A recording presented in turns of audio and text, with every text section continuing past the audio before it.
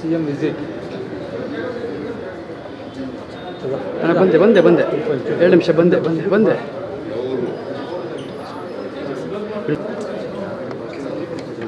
ಅಣ್ಣ ಅವರು ನಾನೇನಣ್ಣ ಮಾಡಿದೆ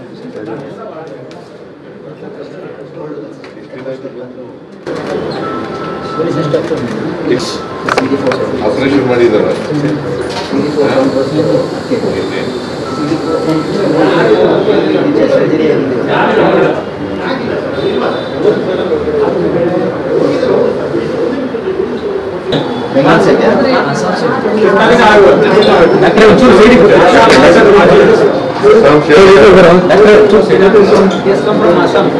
working here Ram Goregowda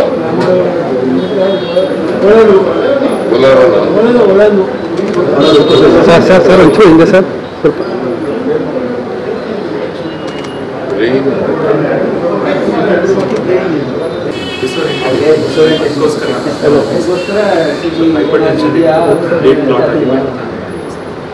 paralysis ಆಗಿದೆ ಆಪರೇಷನ್ಗಿಂತ ಮೊದಲು ಚೆಕ್ ವಾಟ್ ಪಿತ್ತಕೋಶದಲ್ಲಿ ಕಲ್ಲಿತ್ತು ಸರ್ ಪಿತ್ತನಾಳದಲ್ಲಿ 2 ಪ್ರೊಸೀಜರ್ ಮಾಡ್ತೀವಿ ಪಿತ್ತನಾಳದಲ್ಲಿ ಕಲ್ಲಿದ್ರೆ ಎಂಡೋಸ್ಕೋಪ್ ಹಾಕಿ ತೆಗಿತೀವಿ ಸರ್ ಆಮೇಲೆ ಒಂದು ಆಪರೇಷನ್ ಮಾಡ್ತೀವಿ ಲ್ಯಾಪ್ರೋಸ್ಕೋಪಿ ಮಾಡಿ ಪಿತ್ತನಾಳದ ಚೆನ್ನಾಗಿ ನೋಡ್ಕೊತಾ ಇದ್ದಾರಾ ಕೆಮ್ಮು ಬರ್ತದೆ ಕೆಮ್ಮಿದೆಯಾ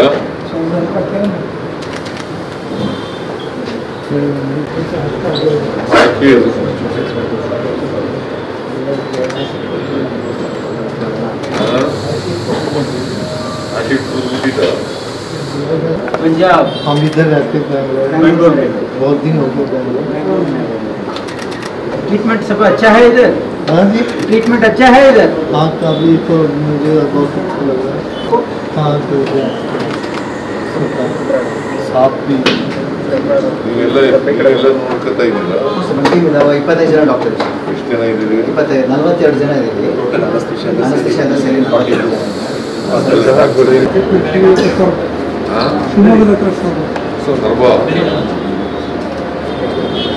ಏನು ಕಾಯಿಲೆ ನಿಮಗೆ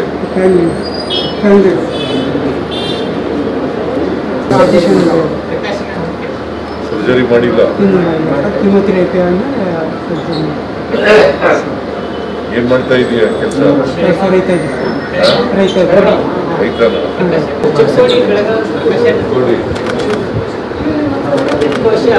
ನೋಡ್ಕೊತಾ ಇದ್ದಾರ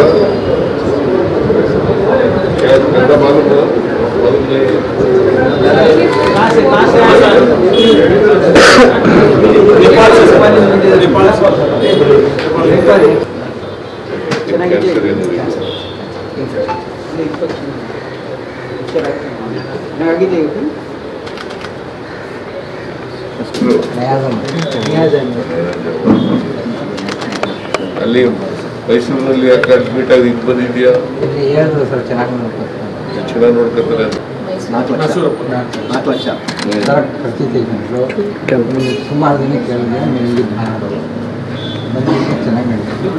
ಚೆನ್ನಾಗಿ ನೋಡ್ಕೊತಾರ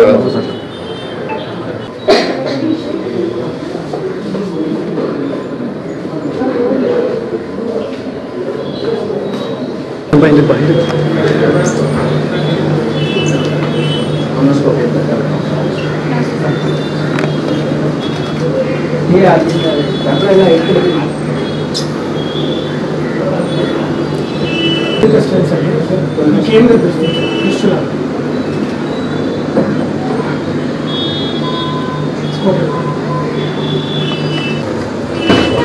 ಏನಿದು ಯಾವ ಕಳ್ಸು ದೊಡ್ಡ ಕಳ್ಸು ಲಾರ್ಜ್ ಇಂಟೆಸ್ಟೈನ್ ಅಂತೀರಿ ಸರ್. ಅಲ್ಲಿ ಏನಾದರೂ ನೋಡ್ಬೋದು, ಏನೋ ಪ್ರಶ್ನೆ ಮಾಡಿದ್ರು ಮಾಡ್ಬೋದು.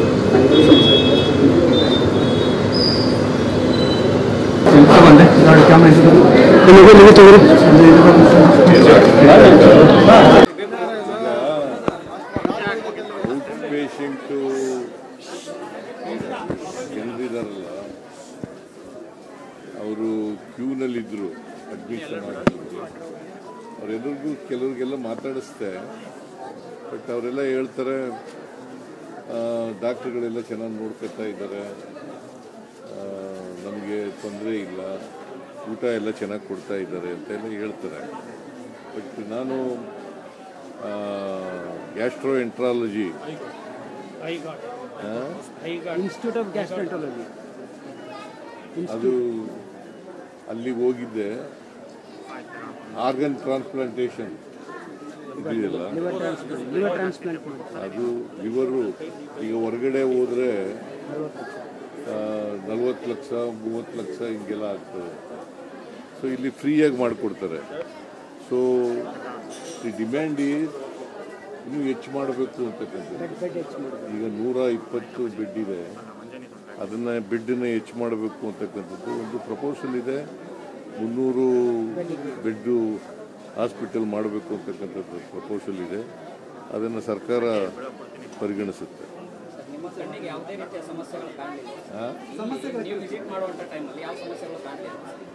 ಜನ ಏನು ಸಮಸ್ಯೆಗಳು ಹೇಳಲಿಲ್ಲ, ಎಲ್ಲ ಪೇಷಂಟ್ಗಳಿಗೆಲ್ಲ ಮಾತಾಡಿಸ್ತೇನೆ ನಾನು. ಸಮಸ್ಯೆಗಳು ಹೇಳಿದರೆ ಕೂಡಲೇ ಅವರು ಕೆಲವರು ಮಾತ್ರ ಹೊರಗಡೆ ಇದ್ದವರು, ನಾವು ಒಂದಿಬ್ಬರು ಮಾತ್ರ ನಮಗೆ ಅಡ್ಮಿಷನ್ ಆಗಬೇಕು ಅಂತ ಹೇಳಿದ್ರು. ಅವ್ರಿಗೆ ಅಡ್ಮಿಷನ್ ಮಾಡ್ಕೊಳ್ಳಿ ಅಂತ ಹೇಳಿದ್ರು.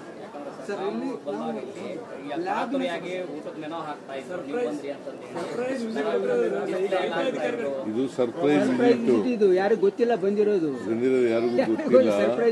ನಾನು ಇನ್ಫ್ಯಾಕ್ಟ್ ಇವತ್ತು ಇದಕ್ಕೋಬೇಕಾಗಿತ್ತು, ಕೊಪ್ಪಳಕ್ಕೆ, ಹಟ್ಟಿಗೆ, ರಾಯಚೂರಿಗೆ ಹಟ್ಟಿ ಇದಕ್ಕೋಬೇಕಾಗಿತ್ತು. ಮಳೆ ಇದ್ದದ್ರಿಂದ ಅಲ್ಲಿಗೆ ಹೋಗಲಿಲ್ಲ. ನಾನು ಶರಣ್ ಪ್ರಕಾಶ್ ಇಲ್ಲೇ ಬೆಂಗಳೂರಿನಲ್ಲಿ ಇದ್ದದ್ರಿಂದ ನೋಡೋಣಪ್ಪ ಇಲ್ಲಿ ವಿಕ್ಟೋರಿಯಾ ಹಾಸ್ಪಿಟಲ್ಗೆ ವಿಸಿಟ್ ಮಾಡೋಣ, ಒಂದು ಸರ್ಪ್ರೈಸ್ ವಿಸಿಟ್ ಮಾಡೋಣ ಅಂತೇಳಿ ಬಂದಿದ್ದೀನಿ. ವೈದ್ಯರಿಗೆ ಸಹಾನುಭೂತಿಯಿಂದ ನೋಡ್ಕೋಬೇಕು. ಇದು ಕಾಸು ಫ್ರೀಯಾಗಿ ಮಾಡ್ತಾ ಇರೋದ್ರಿಂದ ಒತ್ತಡ ಜಾಸ್ತಿ ಇರ್ತದೆ. ನೀವು ಸಹನೆಯಿಂದ ಇರಬೇಕು ಅಂತ ಹೇಳಿದ್ದೀನಿ. ಜೊತೆಗೆ ಫ್ರೀ ಮಾಡುವಾಗ ಯಾವುದೇ ಕಾರಣಕ್ಕೆ ಅವ್ರ ಹತ್ರ ₹1 ಕೂಡ ತಗೊಳ್ಬಾರ್ದು ಅಂತ ಹೇಳಿದ್ದೀನಿ. ಹೊರಗಡೆ ಪಾರ್ಕಿಂಗ್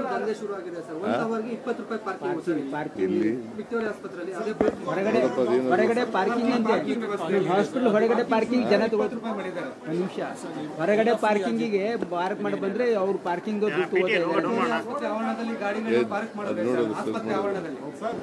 ಅದು ನೋಡ್ತೀನಿ ನಾನು. ನನಗೆ ಯಾಕೆ ಪಾರ್ಕಿಂಗ್ನವ್ರು ಯಾರು ಹೇಳಲಿಲ್ಲ ನನಗೆ, ಅದರಿಂದ ಗೊತ್ತಾಗ್ತದೆ. ಆಮೇಲೆ ಖಾಸಗಿ ಆಂಬುಲೆನ್ಸ್ ಅವ್ರದ್ದು ದಂಧೆ ನಡೀತಿದೆ, ಸರ್ಕಾರಿ ಆಂಬುಲೆನ್ಸ್ಗಳು ಸಿಗೋದಿಲ್ಲ. ಅವ್ರು ಹೇಳಿದಷ್ಟು ರೇಟ್ ಮಾತ್ರ ಸರ್ಕಾರಿ ಆಂಬುಲೆನ್ಸ್ಗಳಿದ್ದಾವೆ, ಸರ್ಕಾರಿ ಆಂಬುಲೆನ್ಸ್ಗಳಿದ್ದಾವೆ. 108 ಮಾಡ್ತಾ ಇದ್ದಾರೆ, 108 ಇದೆಯಲ್ಲ, ಆ ಆಂಬುಲೆನ್ಸ್ಗಳೆಲ್ಲ ಇದ್ದಾವೆ. ರೀಸ್ಟಾರ್ಟ್ ಮಾಡ್ತಾರೆ ಹೆಲ್ತ್ ಡಿಪಾರ್ಟ್ಮೆಂಟ್. ಯಾವ ಮತ್ತೆ ಫ್ರೀಯಾಗಿ ಆಂಬುಲೆನ್ಸ್ ಅನ್ನು ಉಪಯೋಗಿಸ್ತಾರೆ.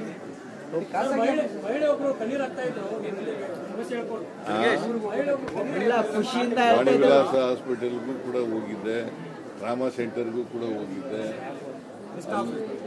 ಇಲ್ಲಿ ಒಂದು ದಿನಕ್ಕೆ 40ಕ್ಕೂ ಹೆಚ್ಚು ಡೆಲಿವರಿಗಳಾಗ್ತವೆ. ಎಲ್ಲ ಡೆಲಿವರಿಗಳು ಕೂಡ ಎಲ್ಲ ಕಡೆ ರಾಜ್ಯಾದ್ಯಂತ ಬರ್ತಾರೆ. ಅದು ಇಡೀ ದೇಶದ ಜನ ಮತ್ತೆ ಬೇರೆ ಬೇರೆ ರಾಜ್ಯಗಳ ಜನ ಎಲ್ಲ ಬರ್ತಾರೆ. ಸೊ ಅದಕ್ಕೆ ಓವರ್ ಕ್ರೌಡಿಂಗ್ ಇದೆ. ಓವರ್ ಕ್ರೌಡ್ ಇರೋದ್ರಿಂದ ಹೆಚ್ಚು ಮಾಡಬೇಕಾದಂಥ ಅಗತ್ಯ ಇದೆ.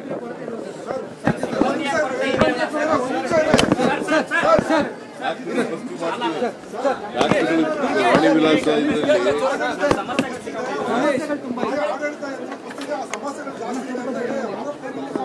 ಸಮಸ್ಯೆಗಳು ನೀವು ಹೇಳ್ತಾ ಇದ್ದೀರಿ, ಪೇಷಂಟ್ಗಳು